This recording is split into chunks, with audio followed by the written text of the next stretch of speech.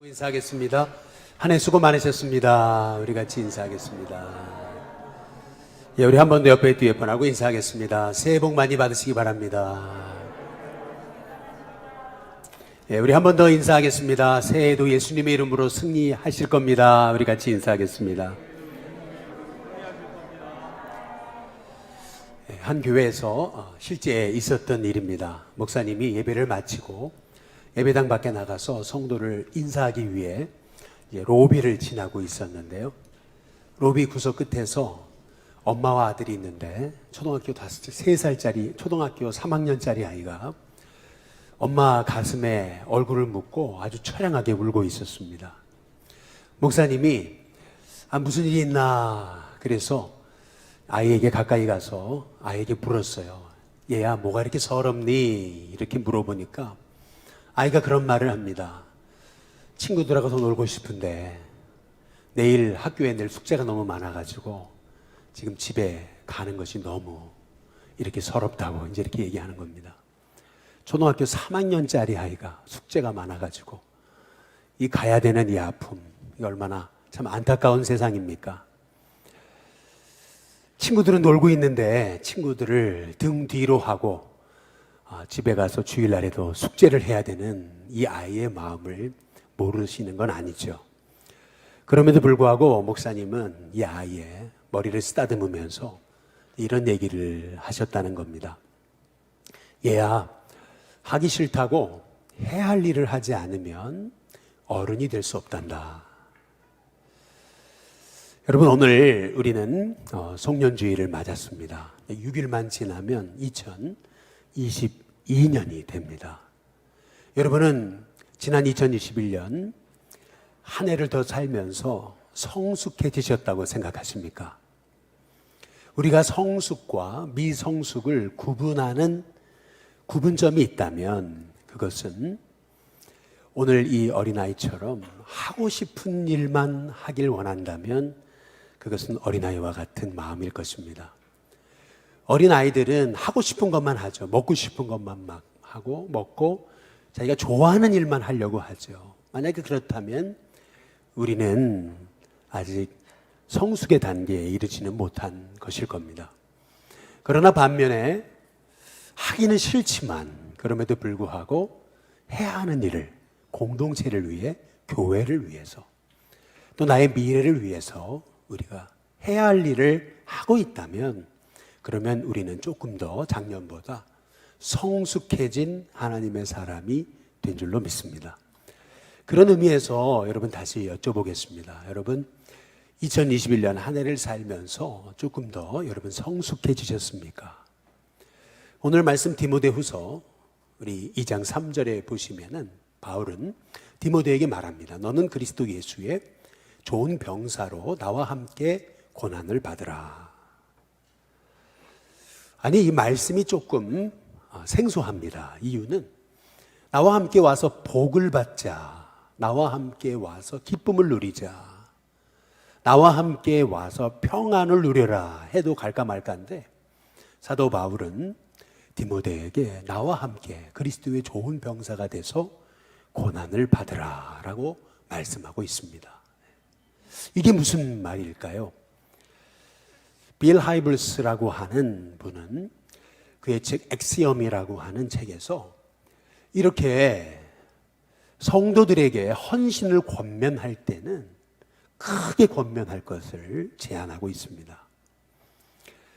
만약에 그 헌신의 권면을 받는 성도가 그 헌신의 권면을 받는 그릇이 된다면은 그는 그 헌신의 권면에 순종할 거고 그 순종함을 통해서 그는 하나님이 예비하신 복을 받게 될 것이기 때문에 성도들에게 헌신을 권면할 때는 그냥 요거 조금 해주세요 저거 조금 해주세요가 아니고 크게 그렇게 권면을 하라고 말씀하고 있습니다. 아마도 사도 바울도 디모데는 지금 디모데라는 사람이 이 헌신의 권면을 받아들일 성숙한 그리스도인임을 믿었기 때문에 받을 만한 그러한 그리스도의 제자임을 알았기 때문에 바울은 디모데에게 그리스도 예수의 좋은 병사가 돼서 나와 함께 고난을 받으라 라고 말한 것일 것입니다. 아무리 그래도 우리는 조금 고난을 받아라 라고 하는 얘기가 좀 이렇게 마음에 이렇게 와닿지를 않죠. 이유는 고난을 좋아하는 사람이 어디 있겠습니까? 고난을 받자보다 평안을 누리자라고 하는 말이 더욱더 우리의 마음에 이렇게 와닿는 말이 아닐까 이렇게 생각합니다. 그럼에도 불구하고 바울은 이 디모데에게 그리스도의 좋은 병사가 돼서 나와 함께 고난을 받자라고 말하고 있어요. 어찌 보면 굉장히 이기적인 권면처럼 보일지 모르지만요, 실은 우리가 군인이라면은 생사의 기로에서 전선의 최전방에서 포탄이 떨어지는 그러한 죽음의 위기 앞에서도 함께 그 죽음의 위기를 견뎌낸 전우는 어떤 형제보다도 더 뜨거운 전우애를 가진 그런 하나님의 사람이 될 겁니다. 뿐만 아니라 우리가 어떤 사업을 시작할 때 직원이 들어왔어요. 사업이 어렵다 보니까 봉급도 제대로 때맞춰 주지를 못해요. 그리고 박봉입니다. 그럼에도 불구하고 이 사원이 몸 바쳐 일한다면은 그 사원은 사원이 아니죠. 내 가족보다 더 정말 사랑스러운 그런 내 오른팔과도 같은 동역자가 되는 거죠. 그런 의미에서 교회에서는 개척 멤버라고 하는 것은 이것은 목회자에게 있어서 너무나 고맙고 또 생각만 해도 귀한 그러한 성도가 되는 거죠. 그런 의미에서 이 사도 바울은 지금 디모데에게 그리스도 예수의 좋은 병사가 돼서 나와 함께 고난을 받자라고 말하고 있는 겁니다. 고난이 있어도 고난을 이겨내는 성도가 있어야 주님의 교회가 든든히 세워질 것이기 때문에 바울이 그렇게 복음 전하면서 많은 고난을 당했지만 바울처럼 함께 고난을 감당할 하나님의 종이 있어야 주님의 교회가 결국 세워지는 것을 알았기 때문에 사도 바울은 단지 그냥 나한테 와서 복 받아라, 평안을 누려라 라고 얘기할 수가 없었습니다. 나와 함께 그리스도의 좋은 군사가 돼서 고난도 받자라고 말할 수밖에 없었던 거죠. 마찬가지로 우리는 힘든 시기를 살고 있습니다. 우리 주님은 우리에게 나에게 와서 나처럼 십자가의 고난을 받자라고 말씀하실지 모릅니다. 그렇다면 우리가 이 고난을 어떻게 견뎌낼 수 있겠습니까? 또 이 고난의 시기에 우리가 무엇을 해야 되겠습니까? 오늘 사도 바울은 세 가지로 우리에게 권면합니다. 먼저 첫 번째는 은혜 안에서 강해야 된다라고 말하고 있습니다. 사도 바울은 지금 로마 감옥에 갇혔습니다. 로마 감옥에 갇힌 지가 벌써 두 번째예요. 첫 번째는 가택연금을 받았습니다. 가택연금이라 함은 그래도 집안에서는 자유가 있었던 것을 의미합니다. 그러나 두 번째, 지금 로마의 감옥에 갇혔을 때는 폭군 네로가 서슬퍼런 칼을 갈고 이 사도 바울을 순교시키고자 기다리고 있었던 때였습니다. 디모데는 지금 곧 사도 바울이 순교당할 수도 있다라고 하는 그러한 두려움과 걱정과 염려 속에 아마도 의기소침해졌던 것 같습니다. 만약에 바울이 없는 초대교회, 생각만 해도 상상을 할 수가 없습니다. 바울이 없다면 이 초대교회는 어떻게 될까? 내가 이 초대교회를 어떻게 바울처럼 잘 세워갈 수 있을까? 생각만 해도 두려웠던 거죠. 이렇게 마음에 의심과 낙담과 의기소침해 있었던 이 디모데에게 사도 바울은 지금 그 심령을 알고 오늘 디모데후서 2장 1절에서 이렇게 권면하고 있는 거죠. 우리 다 함께 같이 한번 읽어보겠습니다. 같이 읽습니다. 시작. 내 아들아, 그러므로 너는 그리스도 예수 안에 있는 은혜 가운데서 강하고. 먼저 바울이 디모데에게 내 아들아라고 얘기하고 있는 것에 주목할 필요가 있습니다.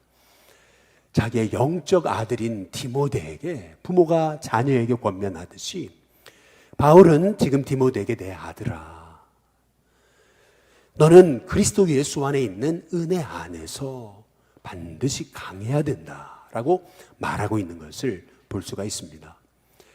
여러분, 은혜 안에서 강한다는 말이 무슨 말입니까? 우리가 중요하게 여겨야 되는 것은 그냥 강해라가 아닙니다. 인간적으로 강한 것, 그냥 의지가 강한 것, 내 결심이 강한 것, 내 혈기로 강한 것, 여러분 그것은 반드시 부러집니다. 오래가지 못합니다. 하나님의 뜻을 이룰 수가 없습니다.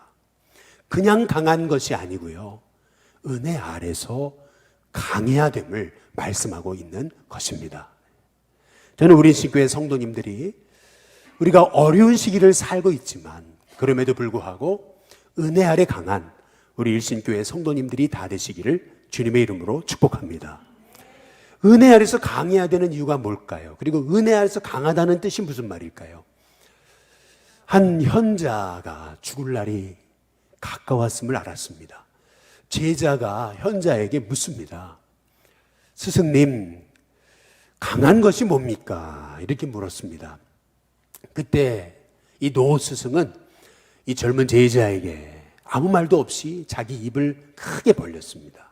뭐가 보이냐 그랬습니다. 예, 혀가 보입니다. 잠시 후 이 노 스승은 다시 입을 벌렸습니다. 내 이빨이 보이냐? 아니, 이빨이 하나도 없는데요. 이 노 스승은 이 죽을 날이 얼마 남지 않았기 때문에 그의 입에서 이빨이 하나도 없었습니다. 그때 이 제자는 스승이 하려고 하는 말의 의미를 알았습니다.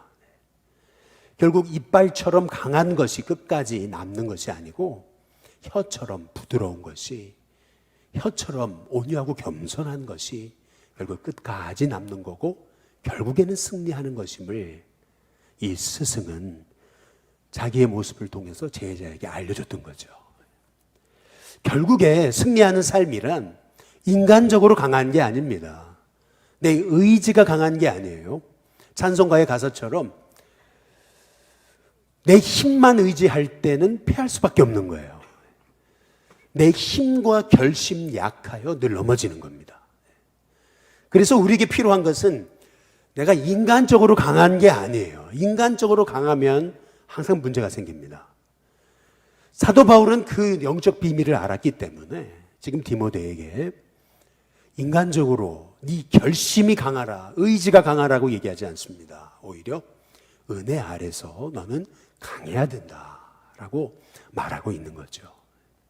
아마도 성경에서 은혜 아래서 강한 인생 한 사람을 뽑으라고 한다면 아마도 이삭을 얘기할 수 있겠죠. 이삭은 하나님의 부르심에 따라서 가나안을 떠나서 애굽으로 갈 수 있었지만 하나님이 거기 머물라라고 하시는 그랄이라고 하는 땅에 머뭅니다. 그랄이라고 하는 땅에 머물렀을 때 당시 엄청난 기근이 왔어요. 기근이 왔다는 것은 과거에 무슨 저수지도 없고 무슨 전기시설도 없는 그때에 기근이 왔다는 것은 결국 물이 없으면 죽을 수밖에 없는 상황을 의미하는 거죠. 이삭이 우물을 팠습니다. 그랬더니 우물 샘이 터졌어요. 얼마나 기뻤겠습니까? 그런데 거기에 살고 있던 그랄 사람들이 이삭에게 찾아와서 그 우물을 그냥 메워버립니다. 우물을 메웠다는 것은 뭘 의미합니까? 죽어버려라는 얘기입니다. 여기를 떠나라는 얘기죠. 이삭은 그들의 멱살을 잡고 어떻게 나한테 이럴 수 있느냐고 혈기 부리고 싸우지 않았습니다. 맞서지 않았어요. 오히려 자리를 옮겼습니다. 다시 우물을 팠어요. 샘이 터졌습니다. 얼마나 감사합니까? 그런데 그 감사도 얼마 있지 않았습니다. 이 그랄 사람들이 또 와서 우물을 메웠습니다. 어떻게 이럴 수 있어요? 한 번도 아니고 두 번이나. 그러나 이삭은 묵묵히 그 자리를 떠나요. 다시 우물을 팝니다. 참 놀라운 것은 이 이삭이 은혜 아래 강한 사람이에요. 혈기 부리고 자기 의지로, 자기 생각으로, 자기 뜻 내세우면서 그렇게 그럴 사람과 맞서지 않았어요. 오히려 그 자리를 또 떠나고 골짜기까지 올라가서 우물을 팠습니다. 놀라운 것은 골짜기까지 올라가서 우물을 팠더니 거기서 샘의 근원을 얻었다고 말씀하고 있습니다. 우리식으로 말하면 소위 제주 삼다수 물을 얻었다, 에비앙 물을 얻었다라고 하는 그런 것을 의미하는 겁니다. 최1급수 가장 좋은 물을 얻게 되었음을 성경이 말하고 있는 거죠. 그렇게 물이 귀하던 시절 그냥 길거리에 있는 물이 아니고 골짜기에 가장 최고의 생수를 얻었던 이 이삭의 삶이 의미하는 것은 결국 우리가 이 세상에서 어떻게 믿음으로 살아야 되는 것을 의미하는 거죠. 이렇게 이삭처럼 생각지 못한 어려움을 만나고 또 우리를 괴롭히는 영혼들이 있을 수 있어요. 그러나 우리는 은혜 아래 강할 필요가 있습니다. 은혜 아래서 하나님 주시는 은혜로 공급받아서 내 심지 중심이 흔들림 없이 나는 하나님이 책임지시는 사람이다. 나는 하나님이 돌보시는 사람이다. 무슨 일을 만나도 하나님은 나를 도우신다 라는 믿음을 가지고 이삭은 끊임없이 하나님의 인도에 따라서 그의 발걸음을 옮겼습니다. 결국 아무리 힘들고 어려운 일이 그 인생에 닥쳐도 결국에는 하나님께서 이삭에게 그 땅에서 농사해서 그 기근 중에도 100배의 결실을 얻게 하시는 하나님의 복을 얻게 하신 거죠. 그래서 성경은 왜 이삭의 삶, 아브라함의 삶, 요셉의 삶에 대해서 창세기를 통해 우리에게 그렇게 강조하고 계시는 겁니까? 결국 하나님의 사람, 이 땅에서 고난이 있어요. 그럼에도 불구하고 우리는 고난 때문에 낙심하고 절망하고 우리가 고난 때문에 혈기 부리고 그리고 분노하며 살아가는 인생이 아니고 우리는 오히려 은혜 안에서 강한 심지가 곧은 백성 되어서 좌라나 우러나 치우침이 없이 하나님의 기뻐하시는 뜻을 향해서 나아가는 사람이어야 됨을 우리에게 말씀하고 계시는 거죠. 우리는 올해 2021년 생각지 못한 코로나를 만났잖아요. 그러더니 어느 날 델타를 얘기하더니 어느 날 또 오미크론에 대해서 얘기를 해요.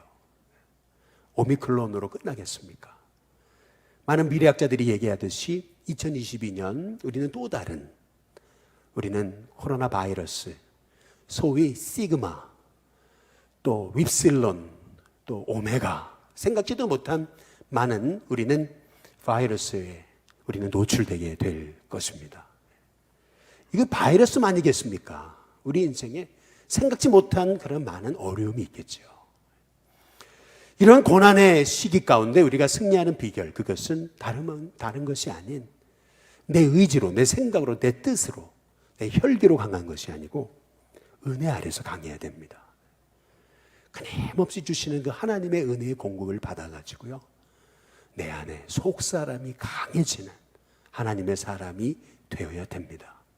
어떤 힘든 일이 있어도 내 안에는 하나님 살아계시니까, 내 길을 인도하시는 분은 하나님이시니까 그 하나님 의지하면서 우리의 속사람이 강해야 됩니다.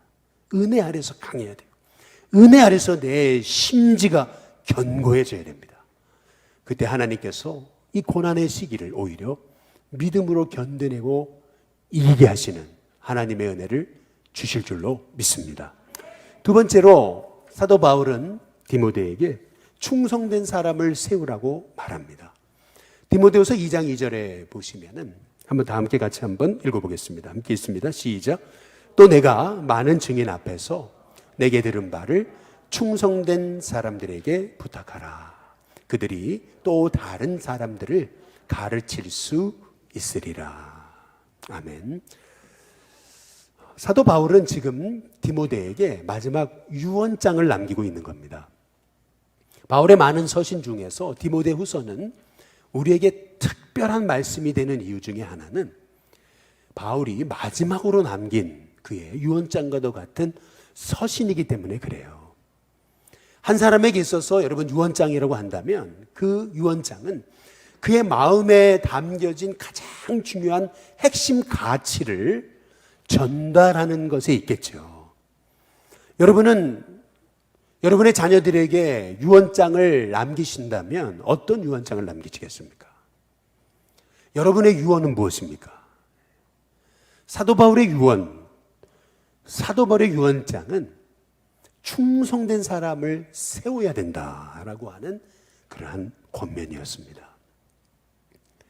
지금 사도 바울은 디모데에게 너는 내게 들은 바를 충성된 사람에게 부탁해야 된다. 그리고 그 충성된 사람은 또 다른 충성된 사람을 가르칠 수 있어야 된다라고 말하고 있습니다. 여기서 우리는 사도 바울이 가진 인생에 관한 중요한 가치 하나를 우리는 배우게 됩니다.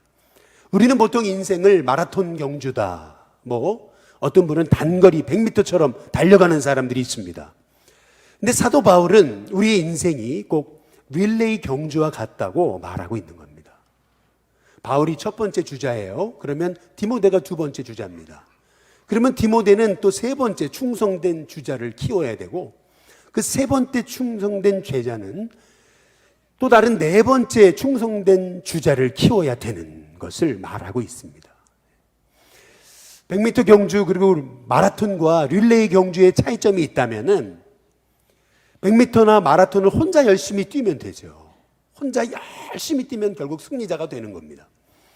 그러나 반면에 릴레이 경주는 그렇지 않습니다. 릴레이 경주는 바울이 혼자 잘 뛴다고 되지 않죠. 디모데가 혼자 잘 뛴다고 되지 않습니다. 디모데 다음 충성된 사람이 잘 뛴다고 되지 않아요. 모두가 다 디모데, 바울, 충성된 사람, 그 다음 충성된 사람도 끊임없이 최선을 다해서 경주에 임할 때 그 경주는 결국 승리하는 경주가 되는 것이죠. 그런 의미에서 사도 바울은 우리 인생이 릴레이 경주와 같다고 말하고 있는 겁니다. 근데 오늘 말씀에서 바울이 말씀한 말씀에 너무나 우리가 주목해 봐야 될 것이 있습니다. 그것은 우리가 세워야 될 릴레이 경주의 경주자란 충성된 사람이어야 된다는 겁니다. 이것이 의미하는 것은 하나님이 찾으시는 사람은 충성된 사람이라는 겁니다. 분명히 예수님께서도 마지막 때에 관한 말씀에서 선한 청지기에 관해서 이렇게 말씀하고 계십니다. 선한 청지기란 착하고 충성된 종임을 말씀하고 있습니다. 여러분, 무엇이 착한 종입니까? 어떤 사람이 착한 종이에요? 충성된 종입니다. 착하고 충성된 종입니다. 그렇다면 어떤 사람이 악한 종입니까? 악하고 게으른 종입니다. 게으른 게 악한 겁니다. 그렇다면 충성되고 게으른 게 뭘 의미하는 겁니까? 다름 아닌 내가 믿음으로 살아갈 뿐만 아니라 내 다음 자녀, 내 다음 세대를 믿음으로 키우지 않는 것이 게으른 겁니다. 믿음으로 신실하게 키우는 사람을 가리켜서 충성된 사람이라고 말하고 있는 겁니다. 저는 이번에 한 KBS 다큐멘터리 프로그램을 보게 됐어요. 제목은 유대인 0.2%의 이제 비밀이라고 하는 그러한 프로인데요. 여러분 잘 아실 거예요. 유태인에 관한 얘기는 워낙에 유명한 얘기니까요. 근데 제가 이 프로를 계속 보게 됐던 이유가 있어요. 그것은 뭐냐면 그 다음 사진을 보여주시면 여러분 여기 이 여성이 어느 나라 사람인 것 같습니까? 한국인입니다. 네, 한국인이에요. 그런데 이 여성은 자기를 유태인이라고 얘기하고 있습니다. 뭔가 이상하지 않아요? 이 여성은요, 하버드생입니다. 지금 하버드를 다니고 있는 학생입니다.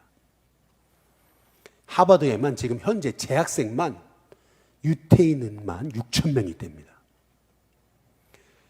하버드의 30%가 유태인이라는 얘기입니다. 현 재학생 중에서. 예일대는 하버드보다 조금 적어가지고 25%라고 얘기합니다. 거기도 한 5천 명은 되겠죠. 우리는 궁금증을 가질 수밖에 없잖아요. 아니 어떻게 저 한국 여자아이가 나는 유태인이라고 얘기할까? 이유가 있습니다. 이 부모가 유태인인 거예요. 이 한국 아이가 깐난쟁이 아주 어렸을 때 이 아이를 입양한 겁니다. 입양을 해가지고 이 아이를 유태인으로 키운 겁니다. 어떻게 키웠는지 아세요? 이 아이를 유태인으로 만들기 위해서요, 이 부모가 한 일, 부모가 인터뷰를 하는데 그런 얘기를 합니다. 이 부모는 허투루게 사는 사람이 아닙니다. 미국의 법률 변호사입니다. 그럼에도 불구하고 이 부모가 한 일이 있어요. 이 아이를 유태인으로 키우기 위해서. 그것은 뭐냐면 매일 저녁 식사를 꼭 딸과 함께 했다는 겁니다. 매일 저녁 식사를. 이게 무슨 말이냐면 그냥 밥만 먹었다는 것을 의미하는 게 아닙니다. 밥을 먹으면서 유태인의 삶이라는 것이 어떤 것인지 다 몸소 가르치고, 그리고 토론과 질문을 통해서 이 아이에게 스스로 유태인으로 산다는 것은 어떤 것인가를 끊임없이 삶으로 가르친 겁니다. 금요일 저녁이 되면은 온 가족이 같이 식탁에 둘러앉아 식사를 같이 하면서 유태인이 하는 예배를 드립니다. 초에 불을 밝히고, 그리고 유태인의 찬송을 부르고 유태인의 성경을 읽어가면서 그들은 안식일을 준비합니다. 토요일 안식일이 시작되면 안식일 아침에는 온 가족과 함께 집 앞에 있는 회당을 찾아가서 같이 예배를 드려요. 오후 시간이 되면 온 가족이 함께 그 유태인의 회당에서 제공하는 성경 프로그램에 등록을 해서 같이 말씀을 배우고 토론을 합니다. 그렇게 18세까지 자라온 아이는 부모님을 떠나서 하버드로 예일로 떠나는 겁니다. 우리 학생들은 어떠냐면 대학에 가서 아이들이 난 누군가 정체성의 혼란을 겪습니다. 내가 크리스찬 맞는가? 우리는 대학생이 돼가지고 아이들이 정체성 혼란을 겪어요. 그런데 이 아이들은요, 어렸을 때부터 철두철미로 유대인이라는 정체성으로 시작합니다. 흔들림이 없습니다. 철저하게 준비한 가운데 대학생 가서는 최선을 다해서 공부합니다. 벌써 이게 상황이 다른 거예요. 훈련이 다르고 살아온 방식이 다른 거예요. 2000년 동안이나 나라 없이 살았지만 그 정체성을 잃어버리지 않았기 때문에 나라를 되찾았습니다. 우리는 지금 고난의 시기를 살고 있습니다. 그렇다면 이 고난의 시기, 우리가 무엇을 해야 되는가라고 하는 것을 그 유태인을 통해 우리는 배워야 됩니다. 여러분은 부모로서 얼마나 여러분이 가진 믿음의 삶을 자녀들과 함께 나누셨습니까? 여러분의 밥상머리에서 얼마나 하나님의 말씀을 같이 나누었습니까? 여러분의 삶 자체가 얼마나 믿음의 세대를 일으키는 삶이 되셨습니까? 얼마나 우리 일신교회가 다음 세대를 키우기 위해서 몸부림치고 있습니까? 만약에 우리가 믿음의 세대를 일으킬 수 없다면 우리의 영적 신앙의 경주 인생은 실패한 것입니다. 그래서 사도 바울은 지금 머지않아 순교당할 그런 위기 가운데 처해 있지만 디모데에게 나와 함께 고난을 받아야 된다. 그리고 은혜 아래서 강해야 된다. 충성된 사람을 세워야 된다. 라고 말씀하고 있는 것입니다. 바라기는 우리 일신교회 성도들이 2021년 이 마지막 송년주일, 그렇구나, 우리가 해야 될 일이 무엇일까? 하고 싶은 일만 하는 것이 아니라 해야 될 일, 믿음의 세대를 키워가고 일으키는 일, 우리가 감당하는 하나님의 종들이 되어야 될 줄로 믿습니다. 마지막 세 번째로 사도 바울은 예수님의 좋은 군사가 돼서 고난도 두려워하지 말라고 우리에게 말씀하고 있습니다. 오늘 말씀 디모데후서에 보시면은 사도 바울은 우리 그리스도인의 세 가지 정체성에 관해서 말하고 있어요. 디모데후서 2장 4절에서 6절입니다. 우리 다 함께 같이 한번 읽어보겠습니다. 함께 있습니다. 시작. 병사로 복무하는 자는 자기 생활에 얽매이는 자가 하나도 없나니 이는 병사로 모집한 자를 기쁘게 하려 함이라. 경기하는 자가 법대로 경기하지 아니하면 승리자의 관을 얻지 못할 것이며 수고하는 농부가 곡식을 먼저 받는 것이 마땅하니라.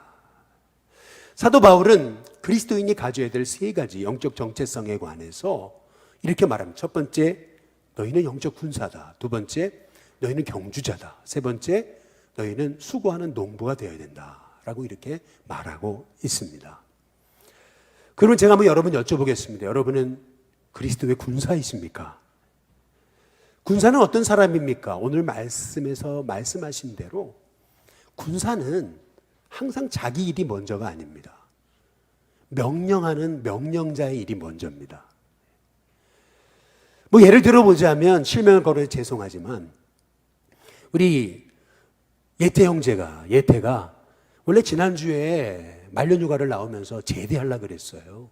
그동안 휴가를 아껴가지고 만료휴가를 나오면서 코로나 시기다 보니까 다시 안 들어가고 그냥 그 복무기간이 끝나면 자연스럽게 이제 전역하는 그런 준비를 해서 기다리고 있었습니다. 원래 지난주에 나왔어야 됩니다. 근데 갑자기 전날 부대에서 확진자가 나오면서 나갈 수가 없게 된 거예요. 본인은 확진이 안 됐지만 그럼에도 불구하고 부대에서 10일간 격리해라 그래가지고 그래서 혼자 그냥 격리하는 프로그램에 들어가게 된 거죠. 아니 내 휴가 내가 쓴다는데. 그러나 군인입니다. 군인이라는 얘기는 위에서 하는 명령대로 순종하는 사람, 그것이 내 인생의 먼저가 되는 사람이 군인입니다. 여러분은 군인이십니까? 그리스도의 군사이십니까? 군사라고 한다면 우리에게 있어서 하나님의 말씀이 먼저가 되어야 되는 거예요. 내 생각, 내 뜻이 먼저가 아니고 하나님의 말씀이 항상 먼저가 될 때 저와 여러분은 영적 군사로서 결국 부르시는 자를 기쁘시게 하는 하나님의 종으로 살아가게 될 줄로 믿습니다. 또 두 번째로 오늘 여기 우리의 영적 전체성에 대해서 경주자라고 얘기하고 있어요. 경주자가 법대로 경주하지 않으면 승리자의 면류관을 받을 수 없다. 이 말이 무슨 뜻입니까? 권투 선수의 룰이 있잖아요. 그 체급이 있잖아요. 그 체급을 유지하기 위해서 얼마나 자기를 절제하고 먹는 것도 절제하고 해야 되는 겁니까? 제 옛날에 친구가 간지를 앓았던 친구가 있었는데 이 친구가 뜻밖에도 자기 건강을 위해서 하기 시작한 운동이 권투였습니다. 권투 선수까지 했습니다. 선수급까지 올라갔어요. 선수로 이제 출전을 하는데 이 아이가요, 자기 체급을 유지하기 위해서요, 먹는 것도 절제할 뿐만 아니에요. 나중에는 체급 테스트를 받을 때는 화장실도 그렇게 들락날락하고 나중에는 체급이 안 맞으니까, 몸무게가 안 맞으니까 계속 침을 뱉었습니다. 그 침 몇 번 뱉는다고 뭐 체중이 그렇게 빠진다고 말이죠. 그러나 그럼에도 불구하고 법대로 경주해야 되기 때문에 자기를 절제하고 노력하고 훈련하는 겁니다. 마찬가지죠. 우리가 경주자라고 하는 그런 영적 정체성이 있다면 우리는 승리의 면류관을 바라보면서 오늘 믿음으로 살아가는 것이 절대 힘들다고 여기지 않을 겁니다. 왜? 내가 훈련하고 노력한 만큼 나는 승리자의 면류관을 받을 것임을 확신하기 때문에. 따라서 우리는 주일날 철저히 예배드리고 또 하나님 신 물질을 가지고 성별해서 11조를 드리고 또 하나님 신 물질을 가지고 나누고 섬기는 이 믿음의 삶을 살아가는 것이 힘든 것이 아니고 가치 있는 일이라고 여기기 때문에 우리는 우리 자신을 절제하고 하나님의 뜻대로 살기 위해 영적 경주자로서 믿음의 선한 싸움을 싸우며 살아갈 것이라는 거죠. 그리고 마지막 세 번째로 사도 바울은 우리를 수고하는 농부처럼 돼야 된다고 말합니다. 수고하는 농부가 곡식을 먼저 받는 것은 마땅하다라고 말하고 있잖아요. 결국 농부는 봄이 되면은 땅을 일구고 거기에 씨를 뿌려서 물을 주죠. 거름을 줍니다. 결국 자기가 심은 만큼 가을에 결실하게 되는 거죠. 농부는 절대 심지 않고 열매를 기대하지 않습니다. 심지 않았기 때문에 내겐 열매가 없는 것이다 라고 당연히 받아들입니다. 마찬가지죠. 여러분은 얼마나 하나님이 기뻐하시는 씨앗을 심으셨습니까? 여러분이 2021년 여러분의 인생을 돌아볼 때 얼마나 하나님이 기뻐하시는 믿음의 선한 씨앗들을 심으셨습니까? 심은 것이 없다면 받는 것도 없는 거죠. 그걸 당연하게 여기지는 거죠. 그것 때문에 왜 하나님 주시지 않습니까? 원망하지 않습니다. 왜요? 우린 농부이기 때문에 말이죠. 여러분, 우리는 이제 6일만 지나면 2022년을 맞습니다. 실은요, 2021년과 2022년은요, 그냥 하루 차이입니다. 뭐 2021년에서 2020년이 됐다고 여러분의 인생이 갑자기 달라지지 않습니다. 동해안에 가가지고 뜨는 해를 바라보면서 소원을 아무리 빈들 여러분의 삶은 달라지지 않습니다. 여러분의 삶이 달라지는 비결, 내 삶이 성숙해지는 비결, 그것은 다른 데 있지 않습니다. 그동안 하고 싶은 일만 하셨다면 이제는 해야 할 일을 해야 되는 겁니다. 여지껏 좋아하는 일만 하셨다면 이제는 내 가정과 내 자녀와 내 미래와 이 공동체를 위해서 우리가 해야 될 일을 기쁨으로 감당하는 하나님의 종이 되어야 될 것입니다. 해야 될 일이 뭡니까? 결국 하나님의 은혜 안에서 은혜에 깊이 뿌리를 내리도록 하나님의 은혜의 자리에 더욱 깊이 나아가는 겁니다. 그리고 그 은혜의 자리에 나아갈 때 하나님께서 저와 여러분에게 은혜 아래 강한 심지가 곧은 하나님의 종으로 세우시는 은혜가 있게 될 줄로 믿습니다. 우리가 해야 될 일이 뭐겠습니까? 결국 내 삶은 영원하지 않습니다. 나의 믿음의 삶을 내 다음 세대가, 자녀 세대가 이어가야 되겠습니다. 그러기 위해서 우리는 총선된 믿음의 사람을 일으키는 꿈을 꿔야 됩니다. 그리고 우리는 이 땅을 살아가면서 막연히 살아갈 것이 아니고 나는 그리스도의 군사다. 군사답게 내 뜻을 앞세우는 것이 아니고 하나님의 뜻을 쫓아서 영적 경주자답게 절제하면서 하나님이 기뻐하시는 뜻을 위해서 삶을 드리고 물질을 드리고 시간을 드리면서 그리고 수고하는 농부처럼 끊임없이 씨앗을 심고 복음의 씨앗, 기도의 씨앗, 말씀의 씨앗, 눈물의 씨앗을 심어 결국에는 수고하는 농부가 곡식을 먼저 받는 것이 마땅하다라고 하는 말씀처럼 여러분이 뿌린 만큼 거두게 하시는 하나님의 은혜를 보게 하실 줄로 믿습니다. 바라기는 저와 여러분, 이제 우리는 6일만 지나면 2022년을 맞습니다. 한 해 우리는 정신없이 세월을 보내왔습니다.